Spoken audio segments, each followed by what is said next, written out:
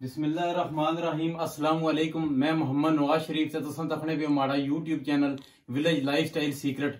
मैं उम्मीद करना तुसां सारे खैर खरीत नाल हो। अज असां जी बच्चे कढ़ाने सन कुकड़ी ने ते असां एक कुकड़ी भाली साढ़े बुजुर्ग डॉक्टर मंजूर साहब इन्होंने असां मुबारक हथां एक कुकड़ी 17 अंडियां पर भालने पे हां। वैसे असां थोड़े कुछ साल पहले दी गल करिए तो असां उस टाइम 21 अंडियां पर भालने सां। 21 तो घट नहीं होना सी, पर असां कोल अंडियां दी जिहड़ी है ना वो किल्लत सी, जिस वजह नाल असां कोल ताक विच 17 अंडे इकट्ठे हुए। असां उन्हां कुकड़ी भाली। साड़ा एक कुकड़ी भालने का मकसद यह है कि जी कुकड़ी एक कुड़ुक है, एक कुड़ुक कुकड़ी होनी ते अंडियां पर बहनी ते बच्चे 21 दिहाड़े बाद निकलने। अजकल तो तक्या सी तुसें कि बाजार विचों काफी सारी कुकड़ियां मिली गसनियां, पट्ठियां भी मिलनियां, फेरी वाले भी उसने मशीनी हीट की वजह नाल वो अंडियां विचों वो बच्चे निकलने। उन्हां नाल असां चाही किन्ने अंडे तो चाही देनियां, पर वो कुकड़ियां जिहड़ियां होणियां ना मशीनी हीट वालियां वो कदे भी जिंदगी विच कुड़ुक नहीं बहनियां। जिहड़ी कुकड़ी ने अपनी हीट नाल जिहड़े बच्चे निकलने उन्हां च जिहड़ी कुकड़ियां निकलनियां वो ही कुड़ुक बहनियां। असां दा मकसद ये सी कि साढ़े घर असां एक कुकड़ी इस टाइम काफी दूरों आंदी, इधर साढ़े घर जड़ा ना कुकड़ी या ग्रां कुकड़ी को नहीं मिलनी कुड़ुक। असां जे भाली ते 21 दिन बाद असां तुसां की इंशाल्लाह दसां ये जिस टाइम बच्चे निकलसन। असां जेड़ी मुर्गी भाली ये सील मुर्गियां ने अंडे, ये सारे सील मुर्गियां ने अंडे, इन्हां पर असां मुर्गी भाली जी। ये अंडे जेड़े इन्हां थल्ले जेड़ी गंदम ना भूसा होना वो रखना लाजमी होना, उसने उपर अंडे रखी ने।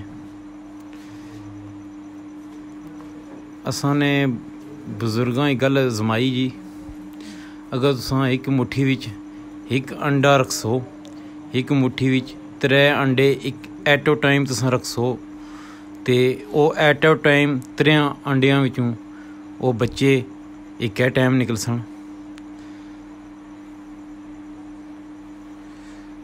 21 दिहाड़ियां बाद इसने चो बच्चे निकलने।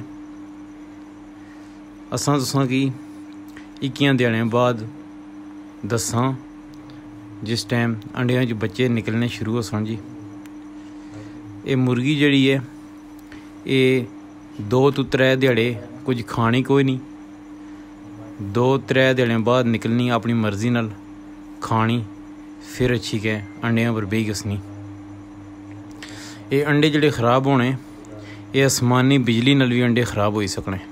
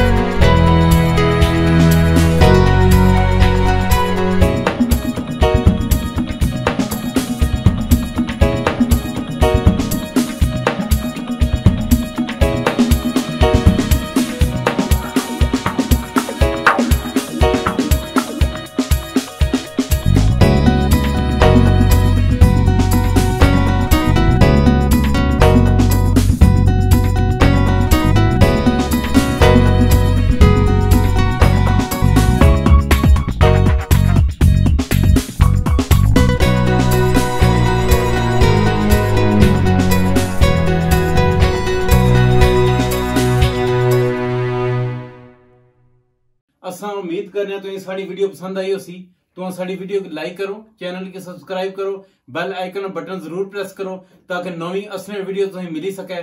मोहम्मद नवाज शरीफ, अस्सलाम वालेकुम।